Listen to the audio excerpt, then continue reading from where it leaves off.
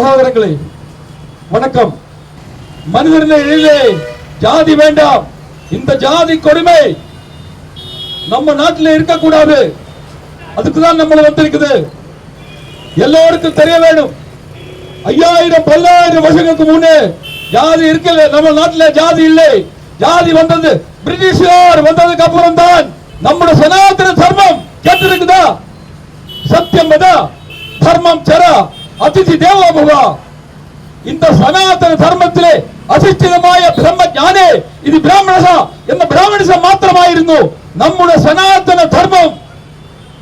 എന്നാൽ ആ ധർമ്മത്തെ ഇവിടെ ഹനിച്ചു. വാമന അവതാരം മുതൽ നമ്മുടെ നാട്ടിൽ അടിമത്വമാണ്. എല്ലാവരും മനസ്സിലാക്കണം. ഇത് 100% ബ്രാഹ്മണർ ഉണ്ടായിരുന്ന നമ്മുടെ നാട്ടിൽ ഭാരതത്തിൽ ബ്രിട്ടീഷുകാർ ഭരിച്ചപ്പോൾ അത് കേവലം 3% മാത്രം ബ്രാഹ്മണരും ബാക്കി 97% തൊട്ടുകൂടാൻ പാടില്ലാത്ത അധകൃത ശൂദ്രന്മാരാണ് എന്ന് വിധിച്ചിട്ട് എറിഞ്ഞിട്ടാണ് ബ്രിട്ടീഷുകാർ ഇന്ത്യ വിട്ടു പോയത്. തെരുമോ உங்களுக்கு? അതിന്റെ ബാക്കിയാണ് നമ്മുടെ ഭരണഘടന. നമ്മുടെ ഭരണഘടന ജാതീയമാണ്. ജാതി വ്യവസ്ഥയിൽ ഉറച്ച അടിയുറച്ച ഭരണഘടനയാണ് നമ്മുടേത്.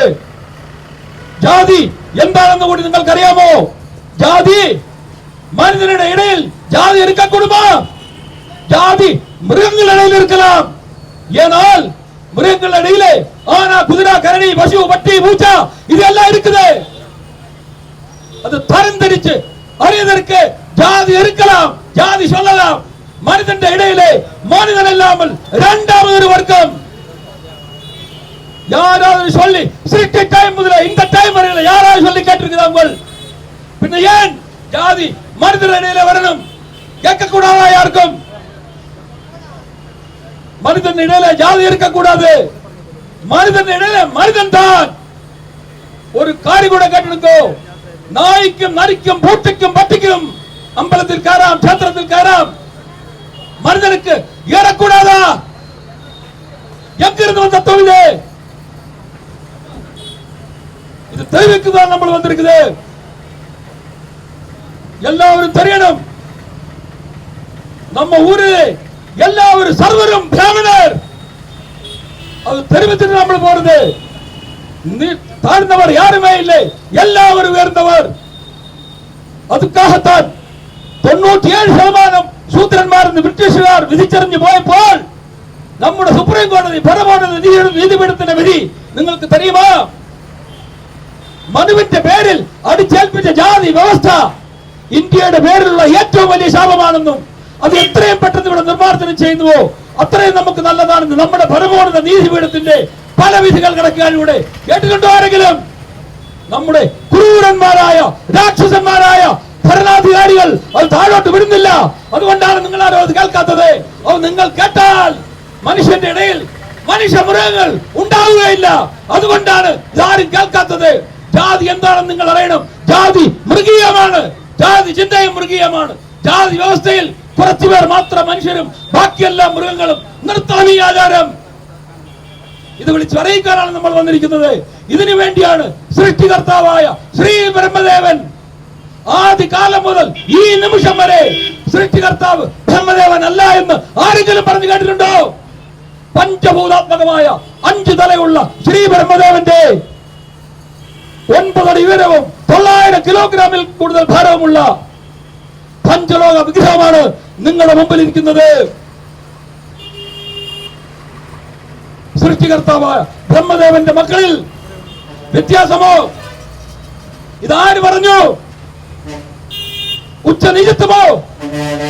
ബ്രഹ്മസൃഷ്ടികളിൽ ഇനി മേലാൽ നമ്മുടെ നാട്ടിൽ അതുണ്ടായിക്കൂടാ. അതുപോലെ തന്നെ നാം പറയുകയാണ്, നമ്മുടെ ശ്രീ മഹാഭാരതത്തിലുള്ള ഒറ്റ ക്ഷേത്രത്തിലും ഇനി മേലാൽ ഒരു മനുഷ്യൻ വന്നാൽ ശൂദ്രനാണ്, അധകൃതനാണ് എന്ന് പറഞ്ഞ് ആട്ടിയിറക്കാൻ പാടില്ല. ഇത് ബ്രഹ്മദേവന്റെ കൽപ്പനയായിട്ട് തന്നെ എല്ലാവരും എടുത്തുകൊള്ളണം. നമ്മുടെ ഭരണഘടന തിരുത്തി എഴുതണം. അതിന് വേണ്ടുന്ന എല്ലാ നടപടികളും കേന്ദ്രത്തിൽ നമ്മൾ ചെലുത്തിക്കൊണ്ടിരിക്കുകയാണ്. എല്ലാവരും നമ്മോട് സഹകരിക്കണം. നമ്മൾ ഭാരത യാത്ര ചെയ്യുകയാണ്. നന്ദി, നമസ്കാരം.